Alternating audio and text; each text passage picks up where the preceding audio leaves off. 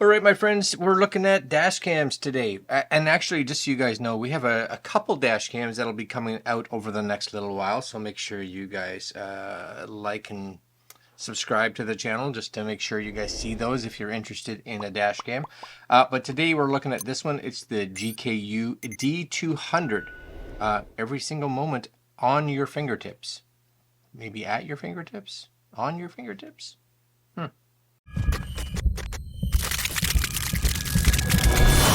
All right, my friends. So this is it here, the dashcam Wi-Fi 2.5K front mini dashcam, smart dashcam. Yeah, with has an app.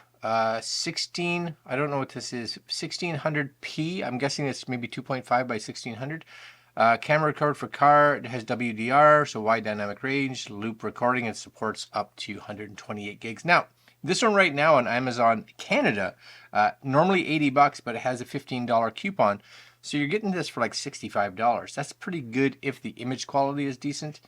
So what we're going to do, of course, is take a look at what comes in the box, and then we'll take it out for a ride, and you guys can just kind of see if you think the video quality is worth it. I really do leave that up to you guys because you guys are seeing it. And of course, what you're seeing is a little more compressed than the original, but it gives you a decent idea. Anyways, here's the box, GKU D200. Right, not a lot on the box. It does have some stuff here. So there's your 2K 170 degrees. So that's nice if it's nice and wide. Loop recording, parking mode, Wi-Fi, and what does that say? Hidden design. So I always find it says hidden design because a lot of people can put it up behind their mirror, and that means it's kind of hidden for you and I when we're looking at it. But anybody outside, it's still seeable. It's not as if we can really hide them, right?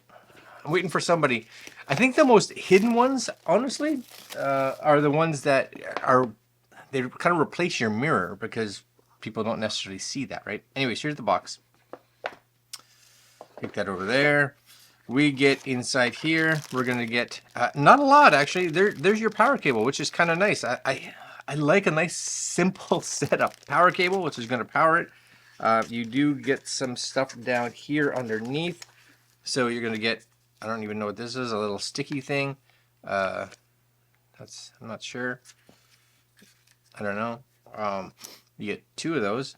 A warranty card. I don't know what the warranty is on there. 12-month warranty. And, of course, your user manual. So it's a good size manual. And what I like about it is everything's nice and easy. Oh, it does have, what is it? So, it's multiple languages. There we go.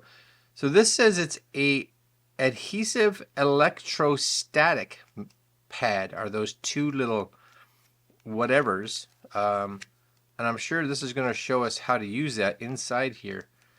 Installation. So it says remove the protective file from the electrostatic sticker. Tear off the 3M adhesive. Oh, I see. And attach the dash cam to the electrostatic sticker.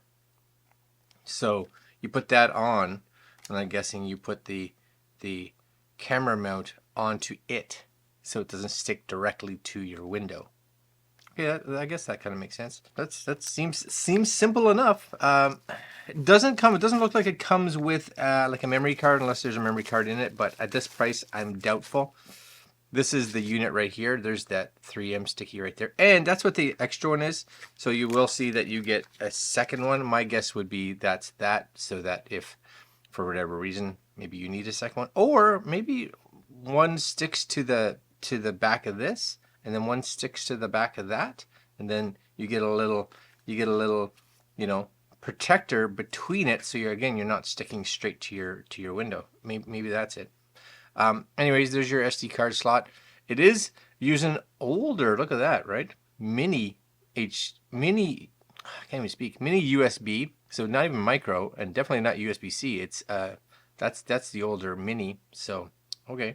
But it comes with it. There's your power on the side there.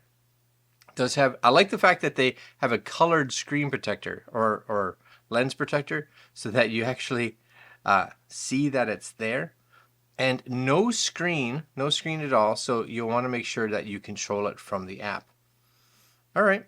So what we're going to do is take this out outdoors and try it out in the car. Also, just so you can see, it looks like it may have a little like power light. Oh yeah, and this moves. There you go. I was like, how does it tilt? So it doesn't, just so you guys are aware, it can't tilt this way at all. So make sure you put it on straight, because if you put it on like that, however you do it, that's just what it is, right? So make sure it's on straight when you snap it, because, you know, make sure that's as level as you can get it, because if not, there's no movement this way. There's only movement up and down. Okay, let's go outside.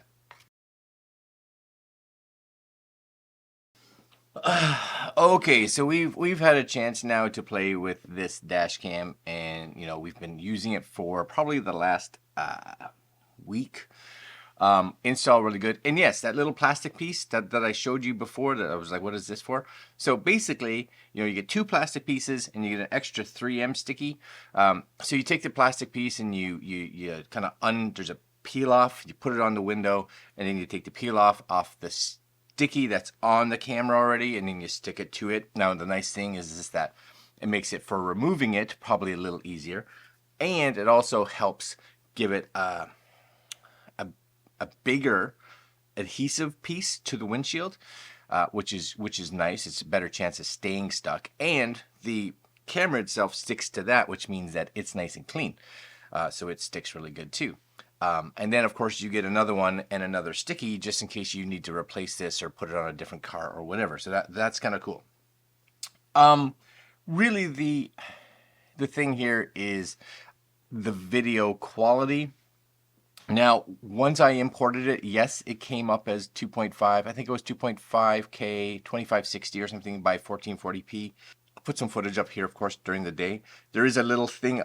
There was a little thing on my windshield that I didn't realize because, of course, where I stuck the camera, I didn't see that it was kind of pointing there. So please, I apologize for that. Just kind of look around it to see the video quality. But that's from a previous dash cam that we had been reviewing. Needless to say, color-wise, I say it actually does decently, like pretty good actually for color. But it is, I would say, it is crazy over-sharpened. Like crazy over-sharpened. The amount of over-sharpening on that is like to a higher level for sure. Like it is, they pumped that up. Now, I don't know if that's maybe that the image sensor itself is shooting in a lower resolution and upscaling it, and then they're over sharpening it, or like I don't know. Image quality though seems like it is really at a pretty highly compressed, which is fine because of course you want to be able to record hours and hours and hours on a memory card, and that's usually something that we see in a lot of dash cams is, you know, they compress really hard so that they can get a lot of video before they have to start overwriting anything. But it is noticeable for something that is over like standard HD, being that it's, you know, 2.5K. I honestly thought the image quality probably would have been a bit better. But again, you know, you also have to look at the price point, being that this comes in around the $60 mark. It's not overly pricey for a dash cam, so take it as you will, I guess. The other thing that I personally didn't like, and it's I don't know if it's something that you can change, but it encodes in a .ts format. And that format is a lot more difficult for one like to edit or play, especially on a Mac. I actually had to take all the footage that you are seeing right now and actually convert it so that I could actually even play it on my Mac. So that's a little bit of a concern as well. So if you were looking at doing this fairly fast, you know, importing it into your computer and being able to just watch it, I'm not too sure if .ts files are playable right off the memory card on a Windows computer. Maybe they are, but on a Mac computer, that was definitely a bit of a concern because it took like over an hour for me to convert just a small bit of the files. And if you're like me, where maybe something happened, you may not know which file it is, so you kind of have to convert a whole bunch in hopes that you actually get the file that you can see. So again, just kind of be aware of that. App-wise, it does have an app, which is nice. The app connected with zero issues at all. I connected nice and fast. I'll put the app up here so you guys can see it. There's enough stuff in the app to have some controls. It's not a lot, but you know, if you want to put the camera up there, again, just make sure it's straight. But you know, you want to be able to tilt it. You know, you get a live preview, which is kind of nice, so you can see what's going on.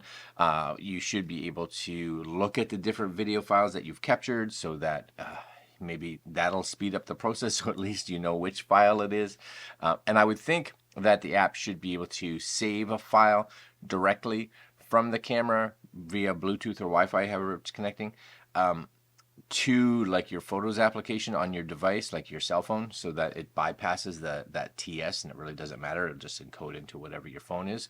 The issue, of course, is for those of us that dump to a computer, or at least a Mac computer. But otherwise, the app worked good. Now, just realize that if the you open up the app, and it connects, then the like the recording phase stops, because it doesn't allow you to record there and to stream stuff to the app at the same time. But that's not a big issue. It's usually something you would do before and after.